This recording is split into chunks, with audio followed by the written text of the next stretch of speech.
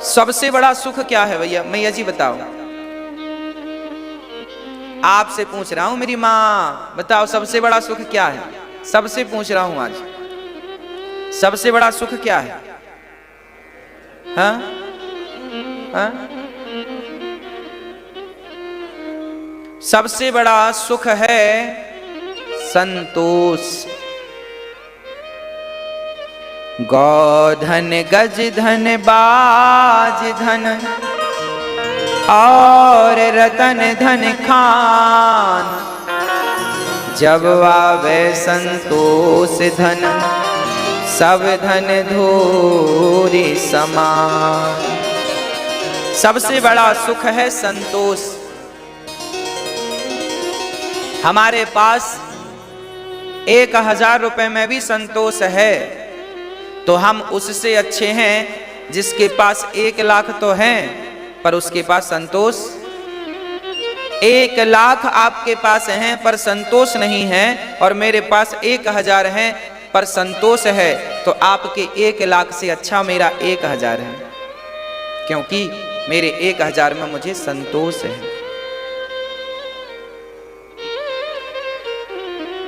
संतोष सबसे बड़ा धन है। आज का प्राणी दुखी क्यों है? क्योंकि उसके पास कमी दौलत की नहीं है, कमी संतोष की है।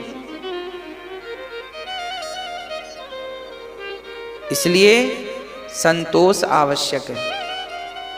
सुदामा संतोषी ही तो थे, फटे कपड़े पहनकर चलते थे, ना बंगले की कभी चाहत रखी, ना पेट भर खाने की कभी चाहत रखी, बस कृष्ण कृष्ण जपते थे। जो मिल जाए, कई बार भूखे सोना पड़े, लोग कहते हैं सुदामा तुम्हें भूखे रहना पड़ा।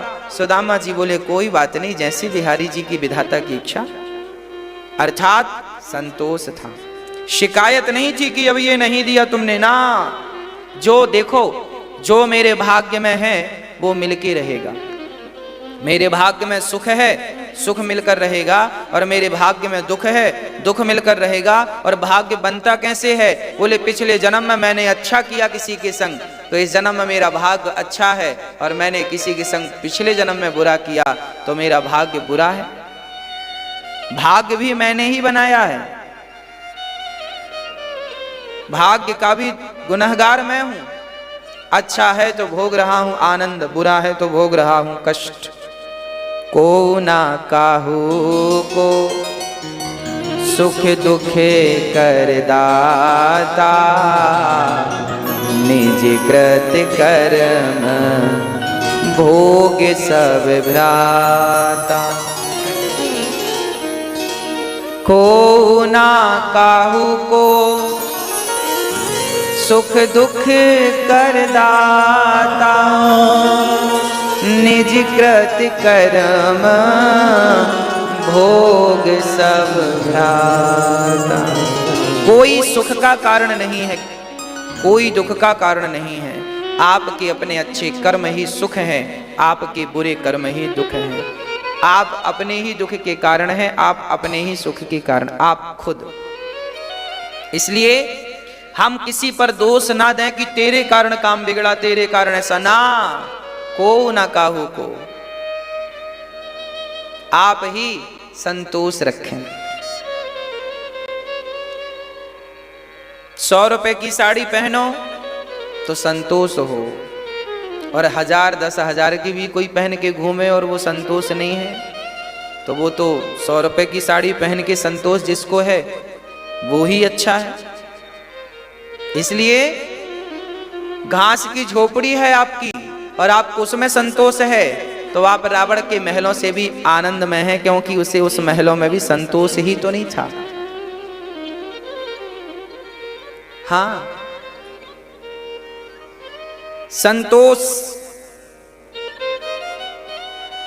आपका पति काला है, पत्नी काली है, और आपको अपनी काली पत्नी पर, काले पति पर संतोष है, सांवले पर संतोष है, तो फिर गोरे की जरूरत नहीं है।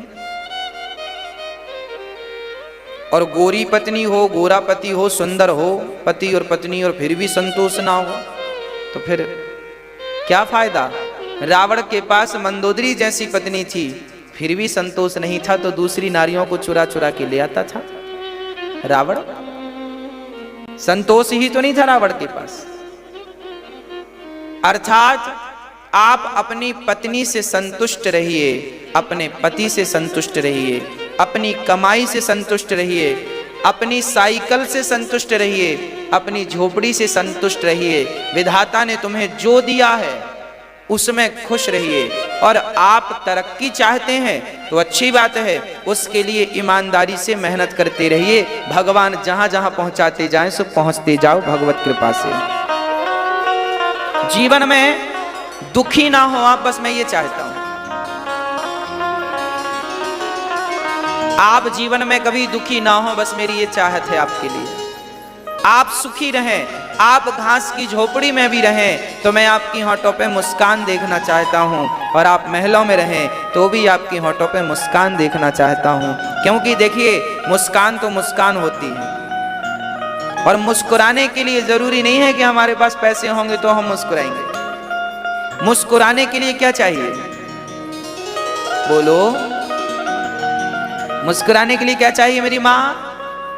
बोलो, मुस्कुराने के लिए मुस्कान चाहिए। मुस्कुराने के लिए क्या चाहिए?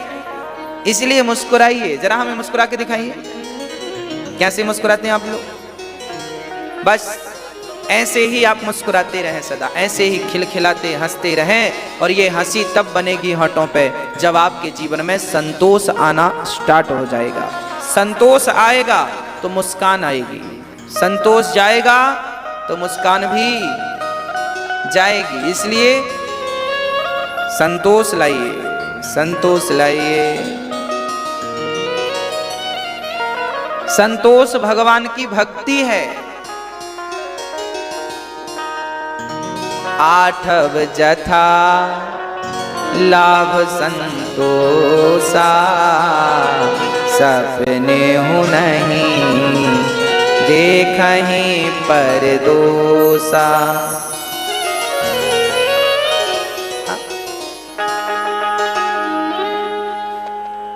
भगवान ने जो दिया है उसमें संतोष।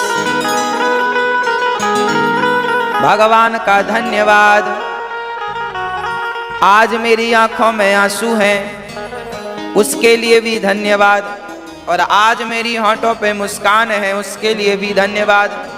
आंखों में आंसू हो तो शिकायत ना हो, और होठों पे मुस्कान आ जाए तो अहंकार ना हो। हम तेरा दिया खाएं, तेरा ही गुण गाएं।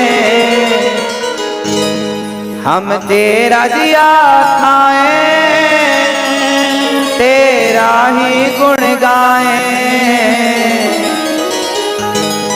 नजरें जो दी हैं उसका भी शुक्रिया,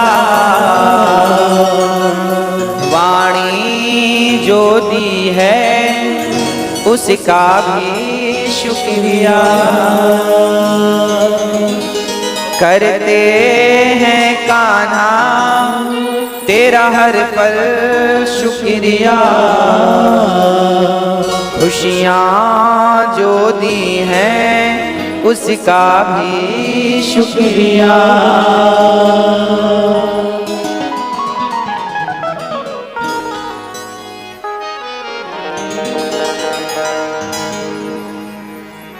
तो भगवान का धन्यवाद हो। भागवत के प्रसंग में सौनक जी ने प्रश्न किया है, गुरुदेव मनुष्य का धर्म क्या है? मनुष्य का धर्म क्या है? तो हमने आपको बताया कि मनुष्य का धर्म केवल भगवत प्राप्ति है। सत्य के मार्ग पर चलना ही मनुष्य का धर्म है। भगवान के 24 अवतारों का वर्णन है। भगवान ने अवतार 24 बार लिए। वह एक परमात्मा ही 24 रूपों में कलयुग के अंत में कल की भगवान का अवतार होना है, हुआ नहीं है अभी। पहला अवतार सनकादियों का, दूसरा बाराह का, तीसरा नारद जी का, चौथा नर नारायण का, पांचवा अवतार कपिल देव जी का, छठवां दत्तात्रेय जी का, सातवां यज्ञ भगवान का, आठवां ऋषभ देव जी का, नौवां पृथु भगवान का, 10वां मत्स्य भगवान का, 11वां कच्छप भगवान, 12वां धनवंतरी, 13वां मोहिनी अवतार, 14वां नरसिंह, 15वां वामन, 16वां परशुराम जी, 17वें व्यास जी, 18वें श्री राम जी, 19वें बलराम जी, 20वें श्री कृष्ण जी, 21वें बुद्धावतार, 22वें हरि अवतार, 23वें हंस अवतार और 24वें कलयुग अवतार। कलयुग के अंत में कल की अवतार होगा। ये भगवान के 24 अवतार। श्री नारद जी महाराज आज बड़े उदास, व्यास जी महाराज 17 पुराणों के रचयिता आज बड़े उदास थे। आज नारद जी वहां चले गए जहां व्यास जी बद्रिकाश्रम में थे। नारद जी ने कहा, व्यास जी आप बड़े उदास हैं, बड़े दुखी हैं, बड़े परेशान हैं, आपकी परेशानी का कारण क्या है? तब व्यास जी ने कहा, मैंने 17 पुराण लिख डाले पर शांति का अनुभव नहीं कर रहा हूं। तो कहां से मिलेगी शांति? तब नारद जी ने कहा, जब तक भगवान की कथाओं को, लीलाओं को, बाल चरित्र को, भगवान की बाल लीलाओं का निरूपण नहीं करेंगे तब तक आपको शांति मिलने वाली नहीं है। शांति कब मिलेगी? जब आप भगवान की बाल लीलाओं का निरूपण करेंगे। कैसे करें? भागवत लिखो। नारद जी के आदेश पर व्यास जी ने भागवत लिखना स्टार्ट किया। नारद जी ने कहा, मैं दासी पुत्र बना था श्राप के कारण। अच्छा, जब नारद जी का जन्म हुआ, नारद जी के पिता कौन? ब्रह्मा जी। जब नारद जी का जन्म हुआ तो ब्रह्मा जी ने नारद जी से कहा, नारद जी विवाह कर लो। नारद जी ने कहा, हम विवाह नहीं करेंगे। तो ब्रह्मा जी को बड़ी गुस्सा आई, बेटा बात नहीं मानता। तो ब्रह्मा जी ने श्राप दे दिया, जाओ तुम शूद्र हो जाओ, बात नहीं मानते हो पिता की। नारद जी ने कहा, कैसे निर्दयी पिता हो तुम, हमें शादी करा के और हमें संसार में बांधना चाहते हो। अरे हम तो भगवान के भजन में लगना चाहते हैं और आप जबरदस्ती कह रहे हैं शादी कर लो, शादी कर लो। हमारा मन भगवान में है, हम क्यों कर लें शादी? और आपने हमें श्राप दे दिया तो जाओ हम भी आपको श्राप देते हैं, आपकी 12 कल्प में पूजा नहीं होगी। आज ब्रह्मा जी की पूजा नहीं होती ना कहीं, सिवाय पुष्कर के। क्यों नहीं होती? क्योंकि ब्रह्मा जी को नारद जी ने श्राप दिया है। और नारद जी को श्राप लगा कि जाओ तुम शूद्र हो जाओ। तो उस श्राप के कारण एक स्त्री के गर्भ से नारद जी का जन्म हुआ। नारद जी शूद्र पुत्र बने। मां घर घर काम करती थी। एक दिन नारद जी के घर कुछ संत आए। वो संत कोई साधारण नहीं, सनकादि, सनक, सनंदन, सनातन, सनत कुमार ही साधु के रूप में आए। और नारद जी बालक थे, बड़ी सेवा की, संतों की सेवा की, सेवा की, सेवा की, सेवा की, सेवा की। संतों ने प्रसन्न होकर कान में मंत्र दे दिया, गुरु मंत्र। अब नारद जी उस मंत्र का जाप करने लगे तो धीरे धीरे नारद जी को उस मंत्र में आनंद आने लगा। अच्छा, भगवान के भजन में भी आनंद है। कोई ये आनंद लेकर देखे तो सही। ये एक बार आनंद का स्वाद किसी को लग जाए तो फिर ये छूटता नहीं। पहले तो मन नहीं लगता भजन में, और जब आनंद आने लगता है ना तो फिर भजन में मन ऐसा लगता है कि फिर हटना नहीं चाहता। प्रिय भक्तों, नारद जी संतों के साथ जाने लगे तो संतों ने कहा, ठीक है चलो। रोती रोती नारद जी की माँ आ गई। बोले, बेटा तेरे बिना मेरा कोई नहीं है, मुझे छोड़ कर मत जाओ। नारद जी रुके। एक दिन माँ गाय दोहने गई तो माँ को सांप ने डस लिया, माँ मर गई। नारद जी रोए नहीं। देखिए, नारद जी ने माँ की अंतिम क्रिया की, उनका सारा काम किया, श्राद्ध किया, पिंडदान किया, जो एक पुत्र का कर्तव्य सब कुछ किया। और सब कुछ करके बिना शोक के तुरंत जंगल की तरफ निकल गए और एक पेड़ की छांव में वही मंत्र का जाप किया जो गुरु जी ने कान में दिया था। वो मंत्र जाप करने लगे, श्रीमन्नारायण श्रीमन्नारायण नारायण नारायण नारायण, जाप करने लगे। और जब इस मंत्र का जाप किया तो क्या हुआ, उस मंत्र के जाप के प्रभाव से वह दासी पुत्र पुनः अपने नारद पद को प्राप्त कर लिया। याद करना, यहाँ जितने लोग बैठे हैं, आप और हम सब, और जो टीवी पर सुन रहे हैं, आप हम सब लोग भगवान के धाम पर ऑलरेडी थे। पर जैसे श्राप के कारण नारद जी यहां आ गए, ऐसे हम लोग भी किसी पाप के कारण से धरती पर आ गए हैं। और अब भी मौका है, नारद जी ने अब भगवान को याद किया तो पुनः वो अपने पद को प्राप्त कर गए। फिर से वो ब्रह्मा के पुत्र के रूप में, नारद जी के रूप में स्थापित हो गए। आप और हम भी, हमारे पास भी अवसर है। हम भगवान के पास थे पर संसार में आ गए, उलझ गए।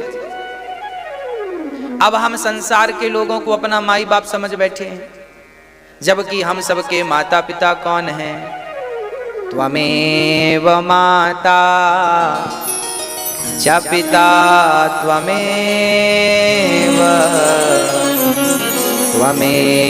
बन्धुश्च सखा त्वमेव।